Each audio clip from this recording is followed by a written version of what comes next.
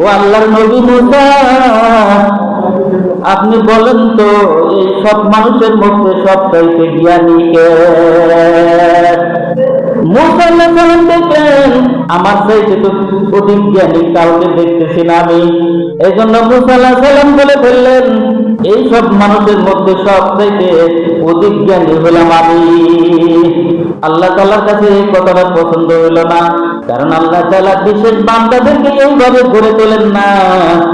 বিশেষ বান্দা যারা তারা বলবে সবচাইতে অধিক জ্ঞানীকে আল্লাহই ভালো জানেন। কিন্তু এটা মুসা নবী না বলে মুসা নবী বললেন, এই মানুষের মধ্যে সবচাইতে অধিক জ্ঞানী হলাম আমি। আল্লাহ তাআলা এই কথাটাতে অসন্তুষ্ট হয়ে তিরস্কার স্বরূপ ওহী নাযিল করে জানায়া দিলেন, ও মুসা শোনো, দুই সমুদ্রের সমভূমি স্থলে যেখানে দুই সমুদ্র থেকে পানি এসে একত্রিত হয়ে প্রবাহিত হয়, ওই জায়গায় আমার একজন অবস্থানকারী বিশেষ বান্দা আছে, সেই হলো তোমার চাইতে সবচাইতে বড় জ্ঞানী, অধিক জ্ঞানী। সুবহানাল্লাহ। মুসা আলাইহিস সালাম দেখলেন তাহলে উনি যদি আমার চাইতে বেশি জ্ঞানী হয়, তাহলে তো তার কাছ থেকে আমার জ্ঞান শেখার দরকার আছে। আল্লাহ তাআলা বললেন, ঠিক আছে, তাহলে তুমি চলে যাও। যাওয়ার সময় ব্যাগের মধ্যে অথবা থলের মধ্যে একটা মাছ নাও। ওই মাছটা নিবে মৃত্যু মাছ। কি মাছ? মৃত্যু মাছ। মুসা আলাইহিস সালাম একটা মাছ নিলেন, সেই মাছটা হলো ভাজা মাছ। কি মাছ? ভাজা মাছ। শুধু মরা না, মরার উপরে ডবল মরা। ভাজা মাছ বলেন না, শুধু ডবল মরা না, ওই মাছটা আমার এক সাইড খাওয়াও ফেলছে। ওই মাছটাকেই থলের মধ্যে ব্যাগের মধ্যে নিয়ে তার খাদেম ছিল উইসা ইবনে নুন। উইসা ইবনে নুনকে সঙ্গে করে সফরের দিকে রওনা হলেন। সমুদ্রের কিনারা ধরে হাঁটতেছে, হাঁটতে হাঁটতে দেখলেন একটা পাথর খন্ড ওখানে পড়ে আছে। মুসা আলাইহিস সালামও হাঁটতে হাঁটতে ক্লান্ত হয়ে গিয়েছে। উইসা ইবনে নুনকে বললেন, খাদেমকে বললেন, ক্লান্ত হয়ে গেছি, হাঁটতে হাঁটতে একটু বিশ্রাম নিব। এই কথা বলে মুসা আলাইহিস সালাম ওই পাথরের উপরে মাথা রেখে ঘুমায়া গেলেন। এদিকে উইসা ইবনে নুন খাদেম দেখতেছে ওই যে মাছ নিয়েছে থলের মধ্যে, ওই মাছটা জীবিত হয়ে নড়াচড়া করতেছে। খাদেম দেখতেছে নড়াচড়া করতে করতে মাছটা লাফ দিয়ে সমুদ্রের মধ্যে চলে গেছে। পানিতে যখন মাছটা পড়ে গেছে, সাথে সাথে আল্লাহ তাআলা পানির স্রোতকে বন্ধ করে দিয়েছে। সুবহানাল্লাহ। মাছটা যেখান দিয়ে যাইতেছিল ওখানে একটা রাস্তা বের হয়ে গেছে, সুড়ঙ্গ বের হয়ে গেছে। ওই সুড়ঙ্গ দিয়ে মাছটা চলে গেল। মুসা আলাইহিস সালাম যখন ঘুম থেকে জাগৃত হলেন, উইসা ইবনে নুন তার খাদেম ওই মাছের ঘটনাটা বলতে ভুলে গেলেন। অথচ আল্লাহ বলছেন যেখানে মাছটা জীবিত হয়ে নিরুদ্দেশ হয়ে যাবে, ওই জায়গায় আমার বান্দাকে তুমি পাইবা। মুসা আলাইহিস সালাম বললেন, চলো রাস্তা ধরো। তারা হাঁটা শুরু করলেন। একদিন এক রাত হাঁটার পরে মুসা আলাইহিস সালাম ক্লান্ত হয়ে গেলেন। মুসা আলাইহিস সালাম ঈসা ইবনে নুনকে ডাকতে বলতেছেন, সকাল হয়ে গেছে, তুমি একটু নাস্তা নিয়ে আসো আমাদের জন্য। যখন নাস্তার কথা মুসা আলাইহিস সালাম খাদেমকে বলেছে, খাদেমের তখন ওই মাথার মধ্যে মাছের কথাটা স্মরণ হয়ে গেছে।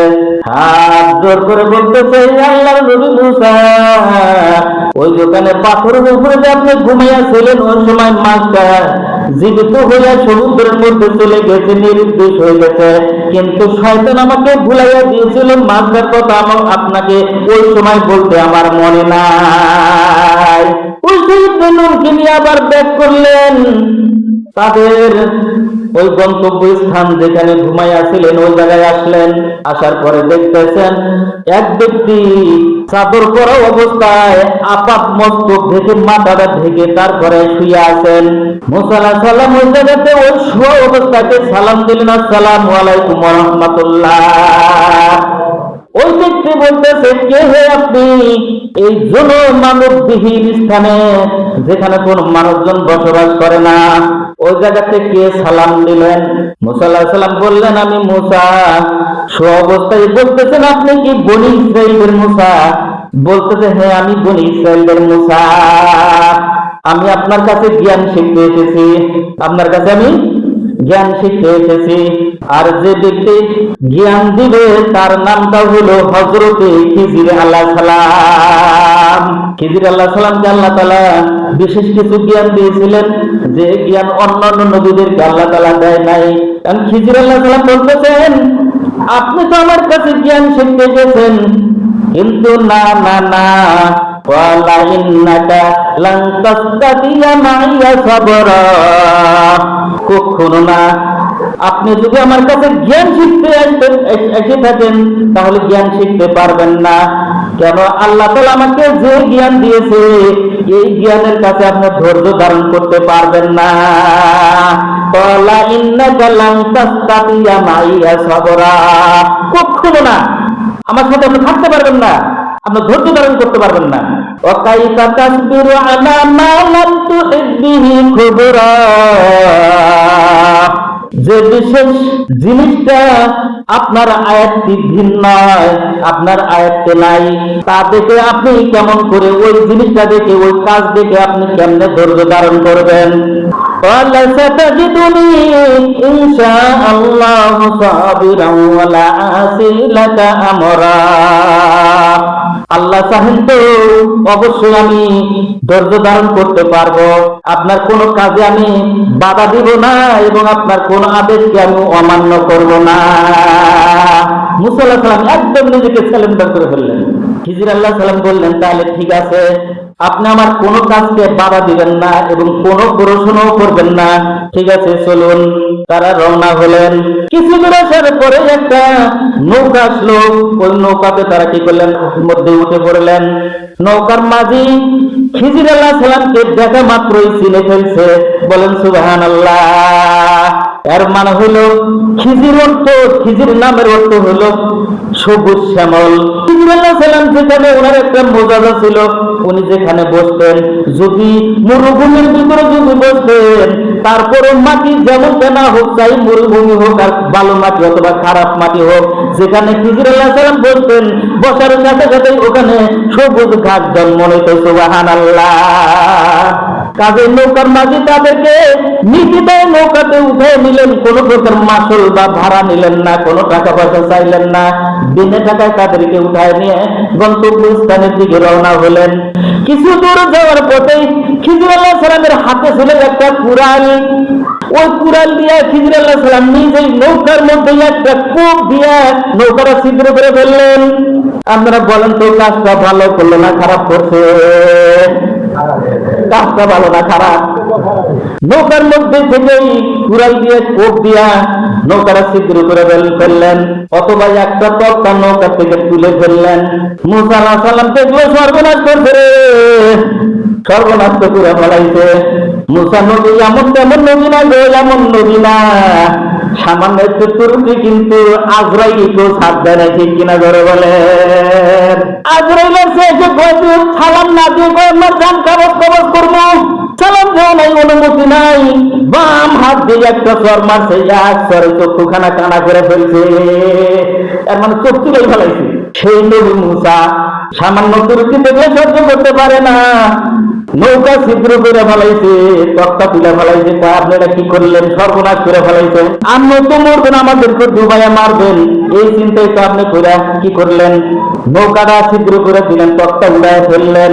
খিজির আলাইহিস সালাম বললেন, আগেই তো আপনাকে বলছিলাম যে আমার কাজে আপনি ধৈর্য ধারণ করতে পারবেন না।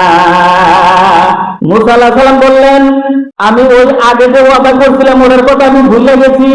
ঠিক আছে, তাহলে রাস্তা হাঁটেন। রাস্তায় চলা শুরু করছে। যাইতে যাইতে কিছু সংখ্যক বালক দেখা যায় ওখানে খেলতেছে। তারা ওই বালকদের কাছে যায় কুড়াল খানা দিয়া খিজির আলাইহিস সালাম একজন বালকের ঘাড়ের মধ্যে মারছে, একটা জোরে মাইরা ঘাড় থেকে একদম চিরচির করে ফেলাইছে, কাল্লাটা কেটে ফেলাইছে। বলেন তো, কাজটা ভালো করলো না খারাপ করলো? মুসা আলাইহিস সালাম দেখলো নৌকা ছিদ্র করছে, এটা তো সাধারণ ব্যাপার।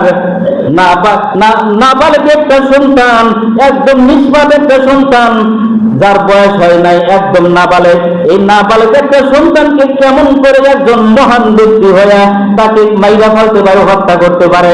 এটা তো হলো জঘন্য অপরাধ, ঠিক কিনা ধরে বলেন? মুসা আলাইহিস সালাম আর নিজেকে সামলায় রাখতে পারলেন না, থরথর করে কাঁপতেছে, সর্বনাশটা করছে রে। তখন খিজির আলাইহিস সালাম বলতেছে, আমি তো আগেই বলছিলাম আমার কাজে বাধা দিবেন না, আর আমার কাজে আপনি ধৈর্য ধারণও করতে পারবেন না, আমার কাজগুলো দেখলে আপনার মাথায় টিকবে না। ও ঠিক আছে, মুসা আলাইহিস সালাম বলতেছে, ঠিক আছে, আপনি আমার প্রতি রাগ হবেন না, চলেন যাই। এরপর থেকে যদি আমি তৃতীয় কাজে যদি কোনো কথা বলি, বাধা দেই, তাহলে আপনি আর আপনার সাথে আমাকে আর রাখবেন না, জুদা করে দিন, পৃথক করে দিয়েন। তারা কি করলো, একটা গ্রামবাসীর মধ্যে ঢুকে পড়লো, একটা এলাকায় ঢুকে পড়লো, ঢুকে পড়ে তাদের কাছে খাবার চাইলো, মেহেরবানি করে আপনি আমাদেরকে কিছু খাবার দেন, আমাদের ক্ষুধা লেগেছে, আমরা হলাম অতিথি, কিছু খাবার দেন। কিন্তু তারা ওই গ্রামবাসী তাদেরকে খাবার দিল না, তাদেরকে সরাইয়া দিল, চলে যাও তোমরা, খাবার দেওয়া হবে না, অস্বীকার করলো। খিজির আলাইহিস সালাম বললেন, চলেন, রাস্তা ধরেন। রাস্তায় চলতে চলতে দেখা গেল রাস্তার মুখটা একটা প্রাচীর দ্বারা বন্ধ করে ফেলছে, অর্থাৎ একটা প্রাচীর বাঁকা হয়ে গেছে, ওই বাঁকা হয়ে রাস্তার মুখটা বন্ধ করে ফেলছে, রাস্তার মুখ একদম বন্ধ, মানুষ চলাচল করতে পারে না। খিজির আলাইহিস সালাম কি করলেন, ওই প্রাচীরকে, বড় একটা প্রাচীরকে হাত দ্বারা ধইরা ওই জায়গা থেকে সরাইয়া, রাস্তা থেকে সরাইয়া রাস্তার সাইডে কি করলেন, অর্থাৎ মানুষের যেন বিঘ্ন না ঘটে, এরকম ভাবে ওই দেওয়াল থেকে প্রাচীরটাকে সরাইয়া দূরে রেখে দিলেন। সুবহানাল্লাহ। তাই মুসা আলাইহিস সালাম বলতেছেন, আপনাকে এই এলাকার মানুষ খাবার দিল না, আপনি এত বড় একটা উপকার করলেন, আপনি চাইলে তো কিছু টাকা পয়সা তাদের কাছ থেকে নিতে পারতেন। 3 নাম্বার কাজে যা বাধা দিছে কিনা, আপনার শর্ত 3টাই পূরণ হয়ে গেছে, আপনি শর্ত যা দিয়েছিলেন পূরণ হয়ে গেছে, এখন আপনার সাথে আমার সাথে ফারেক, আপনার সাথে আমার আর কোনো সম্পর্ক নাই, এখন আপনি যেতে পারেন। তবে যাওয়ার আগে আপনি এই 3টা ঘটনার একটু সংক্ষিপ্ত বিবরণ জেনে যান, বিস্তারিত জেনে যান। ওই যে নৌকা আমি ছিদ্র করে ফেলছি, পিছনে আছে জালেম বাদশাহ, একজন জালেম বাদশাহ আছে ওই নৌকার পিছনে, তার লোকজন, জালেম বাদশার লোকজন যারা আছে, তারা এই নৌকাটাকে ছিনাইয়া নিয়ে চলে যেত। আর কাজ হলো সমুদ্রের ভিতরে যত নৌকা আছে সমস্ত নৌকাগুলোকে ছিনাইয়া নিয়ে চলে যায়। আমি দেখলাম এরা হলো গরিব মানুষ, এই নৌকা দ্বারাই 5 ভাইয়ের দিন মজুরির কাজ চালায়, দিন মজুরি করে সংসার চালায়। এই জন্য আমি কি করছি, নৌকাটাকে অকিজো করে দিছি, তারা এই অকিজো নৌকা দেখা আর নিয়ে যাবে না। পরবর্তীতে এই নৌকার ছিদ্র তারা বন্ধ করবে, একটা তক্তা লাগাইয়া কি করবে, তারা এই নৌকাতে কাজ চালাইতে পারবে।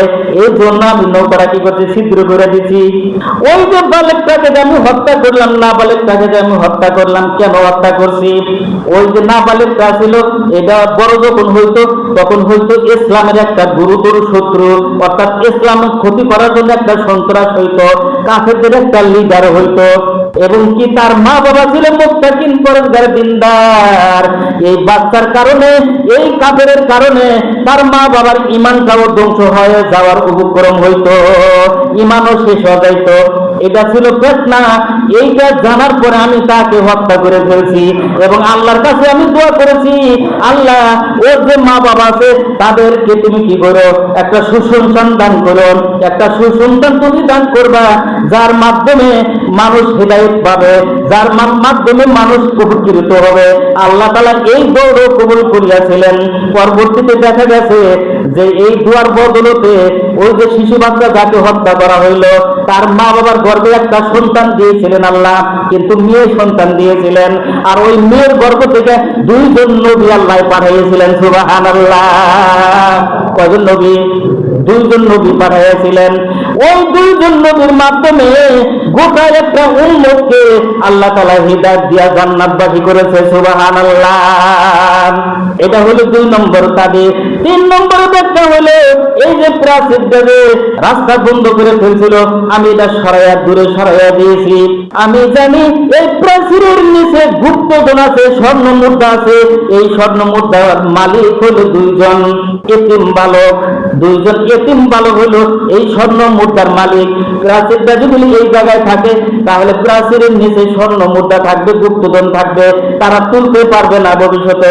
এই জন্য আমি এতিম বালকদের দিকে খেয়াল করে তাদের ভবিষ্যৎ ভালোর জন্য, আমি এতিমকে সাহায্য করার জন্য প্রাচীরকে সরাইয়া দিয়েছি।